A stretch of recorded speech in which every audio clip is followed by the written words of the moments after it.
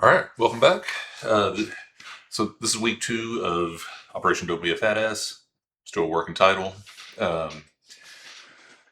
Couple things actually happened this week. At work, they changed my work from home schedule. So instead of going into work twice a week, now I have to go in three times a week. I was going into work Tuesdays and Fridays, but now I'm going to switch it up to Monday, Wednesday, Friday. Friday's one of the days where uh, they want the entire company to be there. Um, I don't know why, but I go sit in my little office by myself with the door shut and basically work remote even when I'm at the office. But anyway, um, so a couple things. Let me go ahead and switch the scene. There we go. So notable things this week. Just started went ahead drinking coffee again. Not as much as I had, like a month or so ago, but it's there. This year I didn't quit very long because of like schedule conflicts and stuff. I missed workouts on Monday, but I also just didn't eat much. I think I just ate two meals, and I was fine. You know, when you sit at a desk all day, you don't burn that many calories. Like I said, had the change in work from home schedule, and I joined a gym. I kind of joined a gym that way. On the way home, I could just you know pull into the gym, work out for an hour and a half or so, whatever, and then come home. Um, so I kind of work on East Coast hours. So on the days that I do go to the office, I usually wake up between 4:30 and 5, drive into the office, try to get there before 6, work from 6 to 3. Um, and then, normally I'd go home and then, kind of work at home, but now I'm going to just pull into the gym, get that up for an hour or two, and then uh, come home. So basically, I'll be gone like 11 hours a day on those 3 days a week. So it is what it is. But anyway, all right. My weight, if you can see here at the bottom, so this morning I weighed 234.9. So that's about six and a half, maybe a little bit over 6.5 pounds. So it's kind of on track. I think uh, when I threw out some of the starches and breads and sweets and things like that, I think most of this is probably water weight. Probably 75%, and just maybe a little bit is actually body fat. So uh, yeah, I mean, you can even look, the body fat percentage. Don't know how accurate this is. I'm using a Withings scale in the morning. That's where I get the weight and the body fat. 29.7 to 29.5. I don't know. I don't think. I think it's just water weight. I think water kind of affects the body fat percentage. Maybe if I was a little dehydrated, it'd be a pretty big change. But at least as of right now, just kind of what I was thinking. I think mostly what I've lost is water weight. But 29.7 to 29.5 is pretty much nothing. The day before was 28, so that's kind of something. Uh, uh, yeah, so it looks like right here, 28.4 was probably the lowest. Calories, I had this just so nobody be confused. Total calories burned um, basically ranges from almost 4,000 to I don't know. I think that's off. I think I took my watch off, or I didn't wear it until halfway before the day was done. But I think we could probably looks like my average is about 28, almost 2,900 calories. So I think if I can get that average up to about 3,000 calories a day, I think that'd probably be pretty good. Um, Steps looks like where's my average? Average about a little over 5,000. Be nice to kind of bump that up. We'll see if I get a walking desk treadmill or I could just run a little bit more or walk on a treadmill. I'll try to bump that up over time. Readiness. Uh, it's kind of been getting a little bit better the last this week right here was pretty low. I had one good day. Let's see, the average is about 63, and then if I take this week, the average is 69, so it's getting a little bit better. I measured this with the Oura Ring. Readiness is kind of a combination, like sleep affects it quite a bit, but based on your heart rate variability, and a couple other factors. Uh, if you've had a very, very hard workout, it'll affect your readiness score the next day. If you had a terrible night's sleep, it'll affect your readiness score. If you have a drink, it'll tank your heart rate variability and raise your heart rate. That's what I've noticed, at least. That'll affect your readiness. And kind of, I don't think I've mentioned this before, but just having the Oura Ring, I think, was like a large reason why I've drastically curtailed how much that I drink. I might have maybe once a week, probably not even once a week, probably maybe once a month. Um, and like if I feel I have a need, like it's like, oh man, I had a hard day, or I'm glad the week's finally over, and I want to have a drink. When I feel like that is when I purposely don't drink, because I don't want to feed that monster. I just want to, if the reason calls for it, and I just kind of want one just because, heck, I'm totally fine. But I usually keep it to one. And yeah, I mean, it's kind of hard to get drunk off one. But I feel terrible when I get drunk.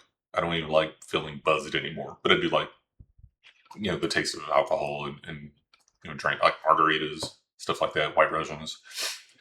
So I'll have one occasionally, but yeah, it's not a habit. Sleep score, looks like my sleep score was an average of 59 the last week and a half. And I bumped it up just a little bit to 60.8. So we'll see if this is a trend. I felt like I slept pretty good yesterday. And I've actually slept really good last night, even though it was 77. My high score so far was 82. The nights that I don't sleep, they're like in the 43s, 4s, stuff like that. So it's kind of is what it is. All right, those are all the statistics. We will go to tools and apps. If you didn't know or watched the video from last week, I will start tracking my food a little bit better. Haven't tracked it before, but I don't want to stall on the weight loss. So I'm going to start tracking a little bit more. You might notice I'll either add what I ate, or I might add more information on the statistics or the tracking, and then we'll just kind of play with it. I don't want to get too strict, but sometimes I think on my meals, I have a tendency to overeat. So I've been working on having a little bit smaller dinners. If I could have a larger breakfast or a larger lunch, I think I'm good with that. But if I could kind of, tilt the quantity of food that I eat for dinner, I think that'll probably help, especially weighing in first thing in the morning when I wake up. Fitness tracking, a lot of this information comes from an Apple Watch. I have a running app that I use. One thing I don't like on this is it won't track like calories burned. It won't track heart rate or VO2, things like that. I don't know if I'm doing something wrong or if it's just not kind of built into the app yet. But I have noticed that, so I'm kind of working on that. Peloton, it's fine. I like the Peloton app, and we have the bike and the treadmill in my garage. Apple Fitness, when I do kettlebell workouts or any of the not run a Peloton workout type stuff, I'll use the fitness app and I just kind of track a workout. So I'll use that. I think I use the functional fitness or functional strength training for kettlebell stuff. If I were to just randomly run outside or walk outside or treadmill workouts or anything like that, and it wasn't part of Peloton or Runna, I would just use the Apple Fitness app and their built-in stuff. Weight tracking, I have a Withings scale and the app, and that's pretty helpful. And then the Oura Ring, right here for sleep tracking, readiness tracking, and stuff like that. I didn't have this on last week, but I added some kettlebell workouts that I plan to do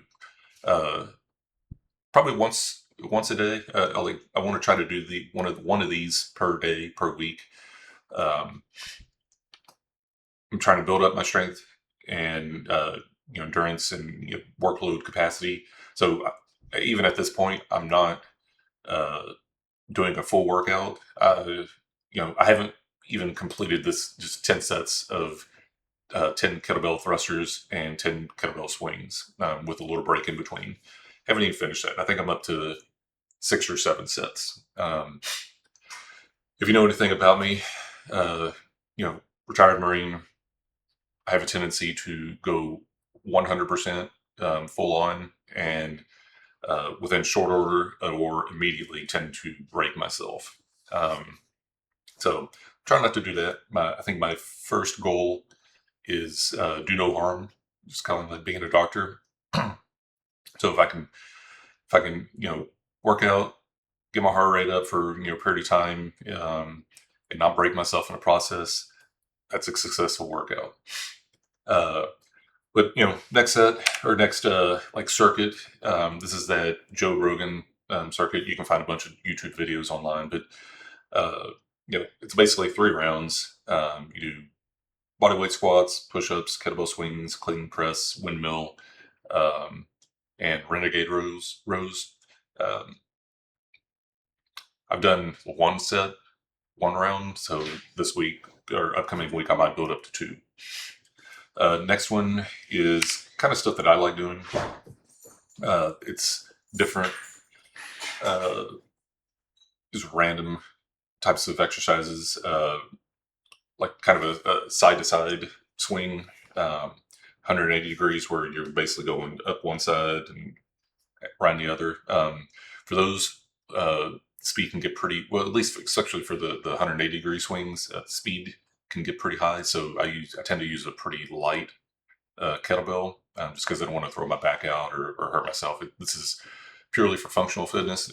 I ain't gonna be a bodybuilder or a powerlifter with any of this stuff. Although you can build strength if you use a heavy enough kettlebell, but you just gotta be smart. What size kettlebell or what weight kettlebell that you use. They do halos, alternating rows, and farmer's carries. Then the last one, it's another one I just kind of threw together. Turkish get-ups. Again, you can find most of these on YouTube. Kettlebell curls, just kind of curls for the girls. Single kettlebell swings. I do one I got from Functional Patterns, so you may not actually see this that often, but I really like it. Is the single kettlebell swing lunge. Maybe I'll do a demonstration, kind of a workout that I like to do. I still use pretty light kettlebell, but because you're swinging a single arm and doing lunges at the same time, it's keeping you on a pace. So it's like, it's pretty quick, and just doing, a set of 10 or 12 with a light, like we're talking like 10 to 15 pound kettlebell into the lunge. It actually gets my heart rate up pretty good. So just doing 3 sets of 10, 3 sets of 12, something like that. It's actually pretty good. I would consider it cardio. Then the last one, just upright rows.